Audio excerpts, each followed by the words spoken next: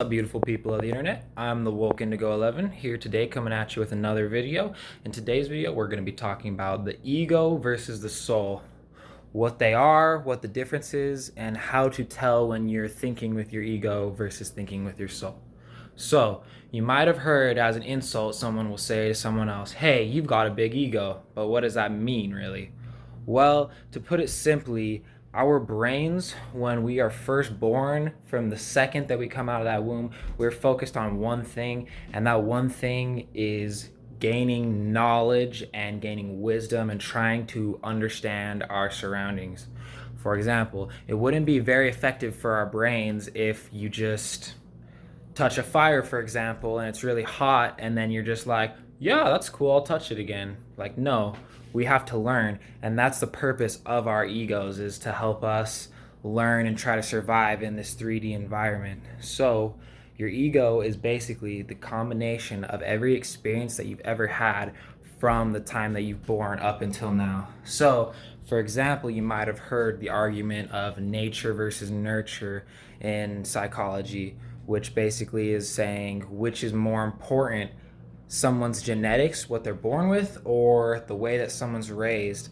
And I firmly believe that the way that you're raised has a significant more impact on your life.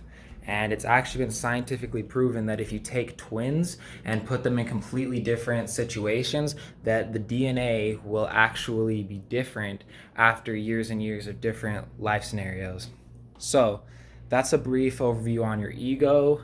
Basically, a combination of all the experiences you've had. It's the reason why people think the way they think. It's why people have cognitive bias and why people have a hard time learning and accepting new things that don't agree with their paradigm, because their ego doesn't want to believe it, because the ego is trying to put together what it believes is correct based on all of the experiences you've had. So, knowing that, what is the soul? You might have heard just in any type of religion, oh, I'm a soul, I have a soul. But what does that actually mean? Well, your soul is essentially who you really are and who you really were before you came to this earth. So, if you forgot your memory completely and didn't remember a single thing as of this moment, as you're looking around, trying to figure out what's going on, that is your soul. Now, I'm going to be making a video about this in the future, about psychedelics and ego death. But something that is interesting about psychedelics is that if you take enough of them, you will experience a thing that is known as ego death. And what that is essentially is the dissolution of your ego. Your ego is no longer separated from your soul, and you basically forget everything that you've ever known in your entire life. So just imagine being reborn right this second with your fully functioning adult brain and without a single thought, a single way for your brain, for your ego to try to claw onto reality somehow. You don't know anything. You don't know what grass is.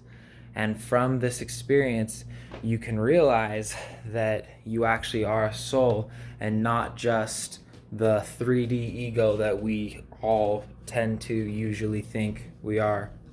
So, a way to know if you're thinking with your ego versus thinking with your soul, there's a few common things, but I'd say the number one thing is a soul is all about peace and compassion and humanity. For example, if you see a man on the side of the street that's homeless holding up a can and asking for change, you could see him and you could think, hey, he's probably just going to use the money for drugs. I shouldn't give him any money. He doesn't deserve this money. And that's you thinking with your ego, because you're making an excuse not to do the right thing, which you know you should be doing. But if you're thinking with your soul, you'll see that man and you'll say, wow, he's really in help. I should do everything in my power that I can to try to help them. So whenever you are in a state of peace and compassion and understanding, that's when you're truly thinking with your soul. And unlocking and kind of integrating more with your soul is basically the fundamentals of spirituality. And it's a lot about what Buddhism and Hinduism speak about. And our religions usually talk about how we're souls and how we were here before we were created. But that's kind of a quick overview on the ego versus the soul. The ego is basically your brain trying to process the freaking reality because we don't know what the heck's going on here, bro. And your soul is who you truly are, that essence of yourself, that light deep down in yourself that you want to show other people. Integrate with your soul, show compassion, be the best version of yourself, and namaste.